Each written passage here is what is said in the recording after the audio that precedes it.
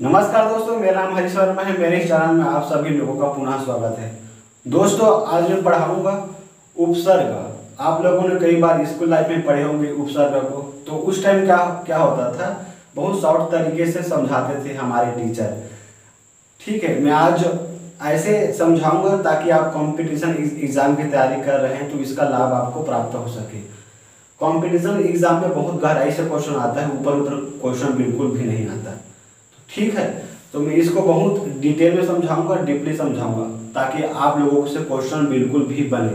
ठीक है, यह सरल टॉपिक है, इसको बिल्कुल हल्के में बिल्कुल भी नहीं लेना है। आई बात समझ में? यहाँ से एक नंबर का क्वेश्चन तो बिल्कुल ही आता है। तो आइए हम पढ़ते हैं उपसर्ग। उपसर्ग को इंग्लिश में क्या बोलते हैं? प्रीफिक्स। प्री का मतलब क्या होता है? पहले। ठीक, और फिक्स का मतलब क्या होता है? फिक्स का मतलब कन्फर्म या फिर निश्चित। तो अगर हम इसको परिभाषा के अनुसार गढ़े तो क्या होगा हिंदी में? यानी कि ऐसे शब्द जो पहले आना निश्चित हो तो हम उसे कहेंगे उपसर्ग या प्रीफिक्स। यानी कि ऐसे शब्द जो पहले आता हो हम उसे उपसर्ग या प्रीफिक्स कहते हैं। तो किसके पहले? कोई भी शब्द के पहले आता हो तो हम उसे कहेंगे उपसर्ग या प्रीफिक्स। जैसे कि उदाहरण गमन है। ठीक है, तो गमन क्या हुआ? एक शब्द है, अगर इसके पहले अनु शब्द जुड़ जाए, अनु शब्द जुड़ जाए तो हम इसे कहेंगे उपसर्ग। आई बात समझिए। ठीक दोस्तों, आइए मैं इसकी विशेषता को बताता हूं एक एक करके। इसकी 4 विशेषता है। जब स्कूल लाइफ में हम लोग पढ़ते थे तो हमारे गुरुजी टीचर बहुत हल्के में पढ़ाते थे कि ऐसा शब्द जो पहले आता हो उपसर्ग, और 4-5 ठोक बता देते थे उदाहरण, खत्म उपसर्ग। लेकिन वो जो पढ़ाई थी ना स्कूल लाइफ में, ये काम नहीं आ गए कॉम्पिटिशन एग्जाम में। ठीक है, तो मैं समझाता हूँ अच्छे से इसको। सबसे पहली विशेषता है शब्दांश होते हैं। उपसर्ग ना किसी शब्द के अंश होते हैं। कैसे शब्द के अंश होता है? जैसे कि अनुगमन में 5 अक्षर है, 1 2 3 4 5। ठीक है, तो 5 अक्षर में से ना उपसर्ग मात्र 2 अक्षर है, एक आ अक्षर और नु अक्षर। ठीक है, तो मतलब 5 में से अगर 2 अक्षर में उपसर्ग है तो ये शब्द का अंश हुआ ना, पूरा का पूरा शब्द नहीं है, शब्द का एक पार्ट है। ठीक है, शब्दांश हुआ। आई बात समझ में? दोस्तों, दूसरी विशेषता है शब्द के अर्थ में नवीन विशेषता लाता है। आई बात समझ में? कैसे लाता है आइए हम देखते हैं। गमन, गमन का मतलब क्या होता है? जाना। एक मूल शब्द है गमन, गमन मतलब जाना होता है। अगर इसमें हम अनु उपसर्ग जोड़ देंगे तो क्या होगा? पीछे चलना होता है। आई बात समझिए, विशेषता लाया ना नया सार्थक शब्द। गमन का मतलब जाना, अगर इसमें अनु उपसर्ग जोड़े हैं हम लोग तो क्या हुआ? पीछे चलना हो गया। मतलब अनुगमन मतलब पीछे चलना, गमन मतलब जाना, तो नवीन विशेषता लाया। ठीक है, जोड़कर। उसी प्रकार से दोस्तों तीसरा नंबर की विशेषता है शब्द के अर्थ को उल्टा कर देता है। ठीक है, कभी कभी क्या होता है उपसर्ग जुड़कर किसी शब्द के अर्थ को ही परिवर्तन कर देता है। जैसे कि मेल, मेल का मतलब होता है मिलना। आप लोग जानते हो, कई बार मेल शब्द का उपयोग करते हो कि मैं उसे मिलने जा रहा हूं, तो मिलना का मतलब होता है मेल। अगर इसमें अन उपसर्ग जोड़ देंगे तो क्या होगा? अनमेल। तो अनमेल का मतलब क्या होता है? नहीं मिलना या ना मिलना। ठीक, आई बात समझ? मेल मतलब मिलना, अनमेल मतलब होता है नहीं मिलना। तो अनमेल में अन शब्द उपसर्ग है। ठीक, उसी प्रकार से चौथा नंबर का उदाहरण है दोस्तों, विशेषता शब्द के अर्थ में कोई परिवर्तन नहीं आता। कभी कभी क्या होता है शब्द के अर्थ में परिवर्तन नहीं करता उपसर्ग। पुत्र, पुत्र का मतलब बेटा होता है। अगर पुत्र में सु शब्द जोड़ देंगे हम तो सुपुत्र होगा। तो सुपुत्र का मतलब क्या होता है? बेटा।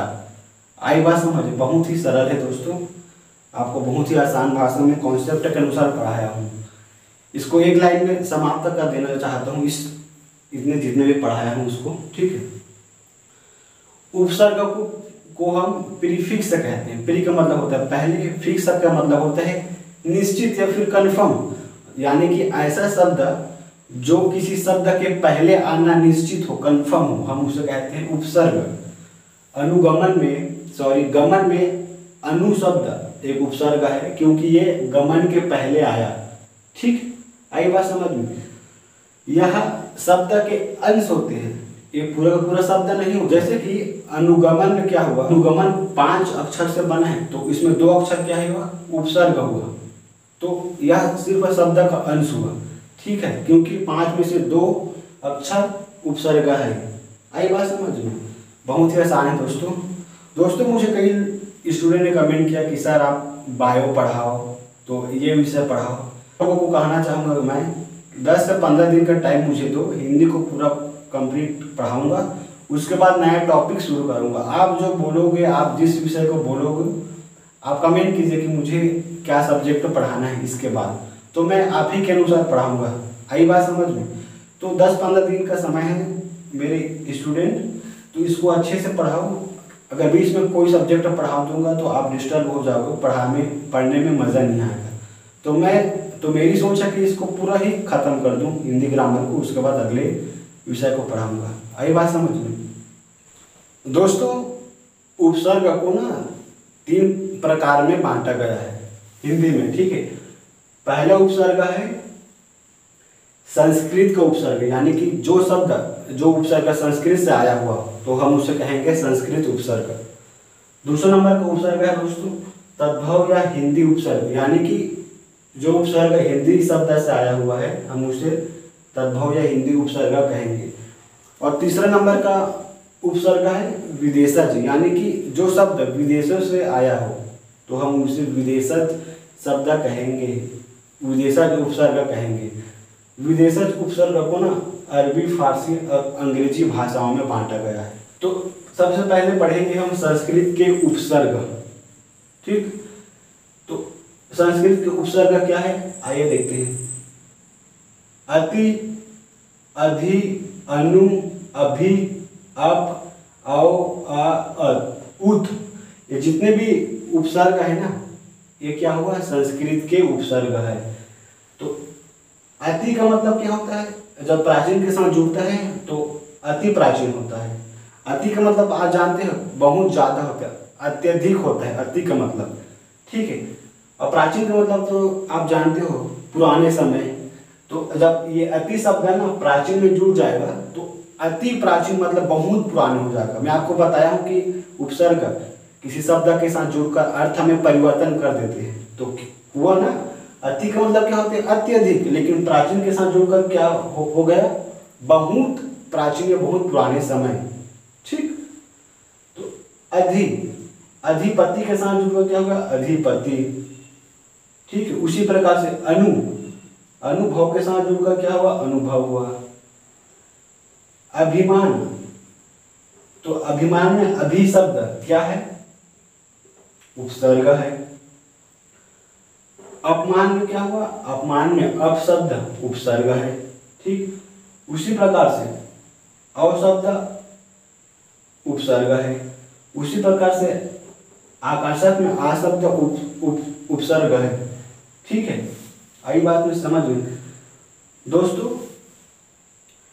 कॉम्पिटिशन एग्जाम में क्वेश्चन ऐसा आता है कि आप ये बताइए कि इनमें से जो उपसर्ग है वो किस भाषा से संबंधित है। जैसे कि संस्कृत का उपसर्ग है, हिंदी का उपसर्ग है, विदेशी शब्द का उपसर्ग है, तो हमें ना इसको पूरा याद करना पड़ेगा, ठीक है। कॉम्पिटिशन एग्जाम के लिए इसको पूरा अच्छे से याद करना पड़ेगा। आप बिल्कुल हल्के में मत ले कि उपसर्ग सरल है, सरल बिल्कुल भी नहीं है, आपको पढ़ना पड़ेगा अच्छे से, ठीक। तो दूसरा नंबर का उपसर्ग है दोस्तों हिंदी से आया शब्द। तो अभाव में क्या है, आ शब्द उपसर्ग है हिंदी का। उसी प्रकार से अध, अन, उन, ये जितने भी शब्द है ना, ये क्या है, हिंदी का उपसर्ग है। उसी प्रकार से दू, चौ, का, औ, ये जितने भी शब्द है ना हिंदी का ही उपसर्ग है। तो क्वेश्चन ऐसे आ गया कि बताओ कि उन उपसर्ग संस्कृत का उपसर्ग है या हिंदी का या फिर विदेशज का, फिर उसमें आप फंस जाओगे। तो इसको आप अच्छे से पढ़ना पड़ेगा।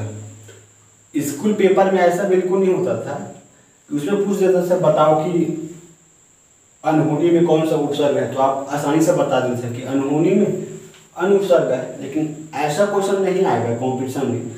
यह क्वेश्चन आएगा कि अनहोनी में अन जो उपसर्ग है वो तद्भव है या संस्कृत है या विदेशज, तो उसमें आप बना नहीं पाओगे। तो रखना पड़ेगा इसको अच्छे से। ठीक, आई बात समझ में। तो चौ एक उपसर्ग है, तो ये मासा के साथ जुड़कर क्या होगा, चौमासा हो जाएगा। चौ का मतलब चार, मासा का मतलब माह। यह चौ शब्द माह से जुड़कर 4 माह मनाएगा। मैं बताया ना अर्थ में परिवर्तन करता है। का मतलब क्या होता है, सिर्फ का होता है और कुछ नहीं होता। यह पूत के साथ जुड़कर क्या हो गया कपूत। अर्थ में बदलाव किया ना, सपूत का उल्टा कपूत। ठीक, और शब्द गुण के साथ जुड़कर अवगुण हो जाएगा। ठीक है, अन शब्द होने के साथ अनहोनी, और अध शब्द पक्का के साथ जुड़कर अधपक्का हो जाएगा। अधपक्का, कच्चा, पूरा पक्का तो आप जानते हो ना, इसको बताने की कोई जरूरत नहीं मुझे। उसी प्रकार से दोस्तों अरबी विदेशज के अंतर्गत हम सबसे पहले पढ़ेंगे अरबी को। तो अरबी के अंतर्गत क्या क्या आता है उपसर्ग, एन, गैर, ला। इसके बाद और भी आता है उपसर्ग। ठीक है, तो इतना पर्याप्त है। इसको आप पहले याद कर, फिर उसके बाद दूसरे शब्द को आप याद कर लेना आराम से। ठीक है, तो ला पता में ना, ला शब्द एक उपसर्ग है, तो ला उपसर्ग अरबी है। ठीक है, गैर मूलका में गैर शब्द, गैर जो उपसर्ग है वो अरबी है। ठीक है, एन मौका में क्या है, एन शब्द अरबी है। एन मौका मतलब जानते हो ना, एन मौका में या निश्चित समय में एक टाइप का हम बात करते हैं। ठीक है, उसी प्रकार से दोस्तों फारसी के हम पढ़ेंगे। तो फारसी में क्या होगा, तो दर, ना, बद, ये जितने भी शब्द है ना उपसर्ग, क्या होगा, फारसी का उपसर्ग होगा। जैसे कि बद उपसर्ग जुड़कर क्या होगा, बदमाश। बदमाश में बद उपसर्ग है। बदमाश का मतलब तो आज समझते हो। ठीक, ना का मतलब होता है, ना एक उपसर्ग है फारसी का, तो पसंद के साथ जुड़कर क्या होगा, ना पसंद। ठीक है, तो ना का मतलब होता है नहीं। ठीक है, तो पसंद के साथ जुड़कर क्या होगा, ना पसंद। जैसे कि अगर यह आपको वीडियो पसंद आ रहा है तो लाइक करना या पसंद करना। अगर यह वीडियो आपको पसंद नहीं आ रहा है तो ना पसंद कर देना, डिसलाइक कर देना। सीधी सी बात, खत्म यार। ठीक, उसी प्रकार से दरकार, दरकार में क्या होगा, दर शब्द उपसर्ग है, कार से जुड़कर दरकार होगा। ठीक, उसी प्रकार से अंग्रेजी, अंग्रेजी के उपसर्ग, तो डिप्टी कलेक्टर में डिप्टी शब्द उपसर्ग है। जनरल सेक्रेटरी में जनरल शब्द उपसर्ग है।